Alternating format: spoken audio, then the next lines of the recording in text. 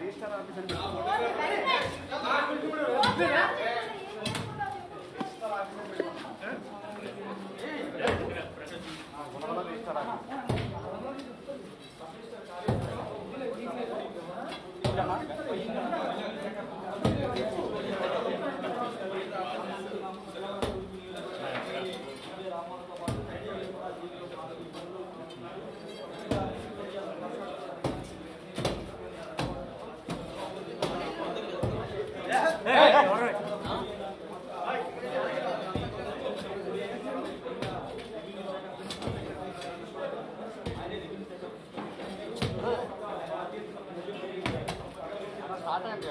ఆయన పడకూడదు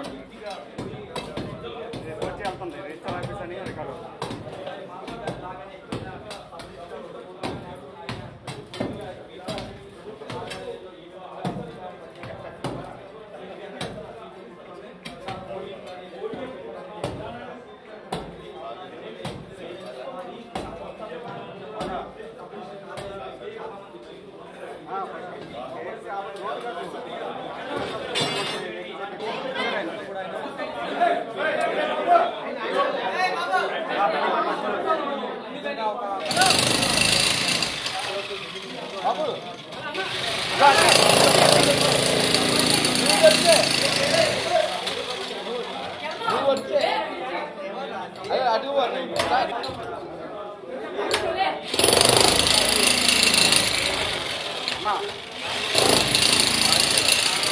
గజరామన్న ఆయన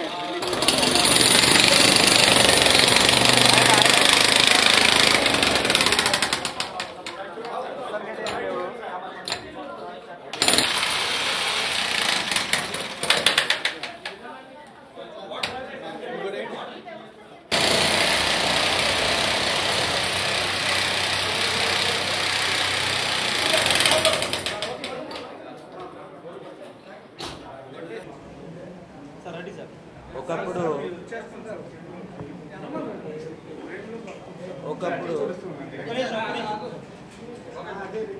కార్యాలయాలకి వెళ్ళాలంటే మామూలు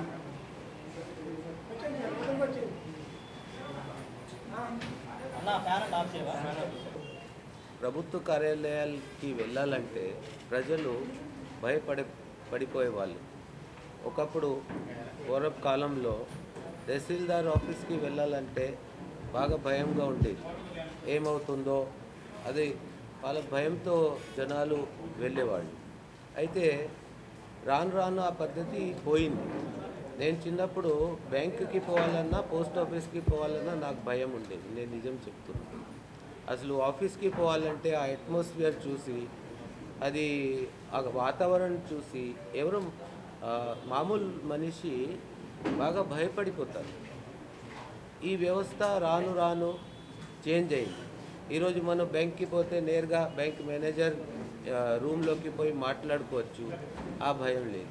తహసీల్దార్ ఆఫీసులు, ఎండిఓ, ఎంఆర్ఓ ఆఫీసులు, అన్ని ఆఫీసులు ఇలా తయారైంది. గౌరవనీయులైన ముఖ్యమంత్రి వర్యులు ఏం చెప్పారంటే ప్రభుత్వ కార్యాలయాలకి జనాలు వస్తారు, వాళ్ళకి మనం మంచిగా చూసుకోవాలి, వాళ్ళకి మర్యాదపూర్వకంగా మనం చూసుకోవాలి. ఎందుకంటే ప్రభుత్వం ప్రజల కోసం ఉంది, అపోజిట్ కాదు. అదేవిధంగా ప్రభుత్వ అధికారులు లాగా కాదు, వాళ్ళు ప్రజాసేవకుల్లాగా ముందుకి రావాలి.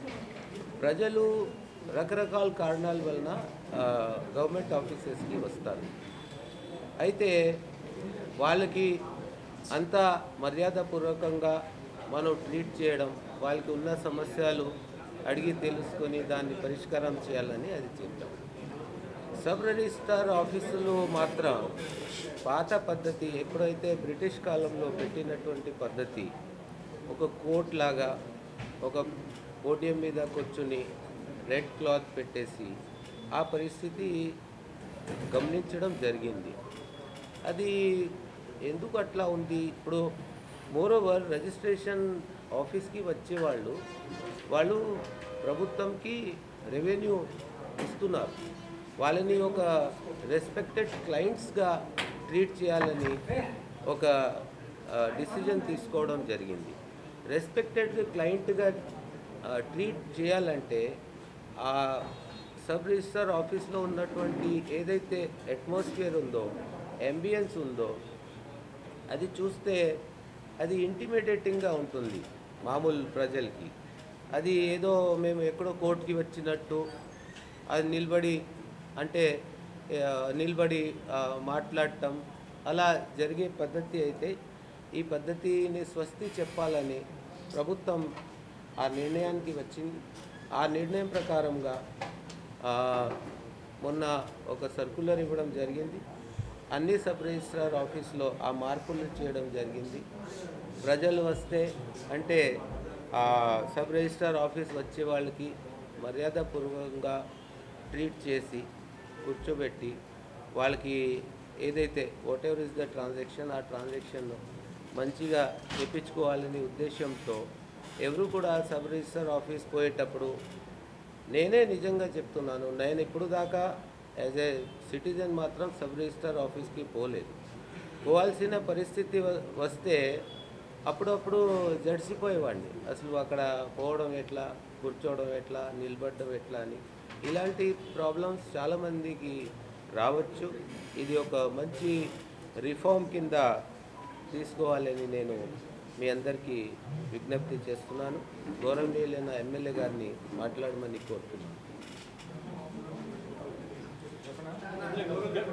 బ్రిటిష్ కాలం నుంచి ఉన్న ఈ యొక్క వ్యవస్థని దానిలో మార్పులు చేసి ప్రత్యేకంగా ప్రజలకి ఒక ఫ్రెండ్లీ వాతావరణం, ఫ్రెండ్లీ అట్మాస్ఫియర్ క్రియేట్ చేయడానికి ఇవాళ ముఖ్యమంత్రి గారు తీసుకున్న నిర్ణయం, ఎవరైనా ఒక సమస్య కోసం వచ్చినప్పుడు లేదా వాళ్ళ అవసరం వచ్చినప్పుడు అక్కడ ఉన్న అట్మాస్ఫియర్ని చూసుకుని భయపడే విధంగా వాళ్ళకి వంగి నమస్కారం పెట్టాలి అనే భావన కాకుండా ఒక ప్రజలే దీనికి కర్తలు, ప్రజలే దీనికి యజమానులు, ప్రజలకు అవసరమైతే వాళ్ళకి రాగానే కొంచెం మంచినీళ్ళు ఇచ్చి, ఇంకా అవకాశం ఉంటే టీ ఇచ్చి వాళ్ళ సమస్యని తెలుసుకొని సానుకూలంగా పరిష్కరించే విధంగా చేసే ప్రయత్నం, ఒక అట్మాస్ఫియర్ క్రియేట్ చేయాలని చెప్పి అంతకుముందున్న ఎత్తైన దిమ్మ, దాని చుట్టూ రెడ్ కలర్, ఇది ఒక మేజిస్ట్రేట్ని, ఒక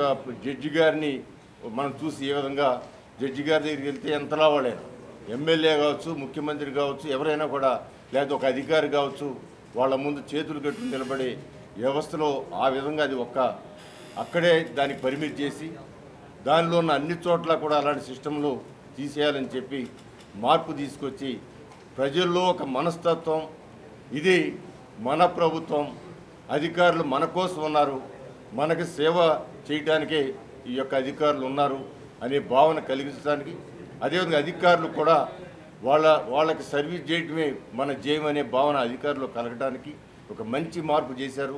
దానికి వాళ్ళ గుణదల్లో మరి సిఎస్ గారు, సిసోడియా గారు వచ్చి ఆ కార్యక్రమాన్ని ఏదైతే దిమ్ముందో దాన్ని పగలగొట్టే కార్యక్రమానికి ఈ రోజున ప్రారంభం చేసి ఈ కార్యక్రమం ఇచ్చేశారు. వారికి మనస్ఫూర్తిగా నేను కృతజ్ఞత తెలియజేస్తున్నాను.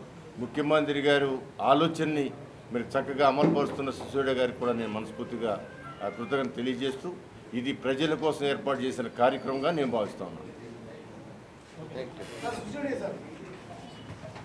స్టాంప్ పేపర్ అనేది ఏర్పడింది. స్టాంప్ పేపర్ వస్తున్నాయా?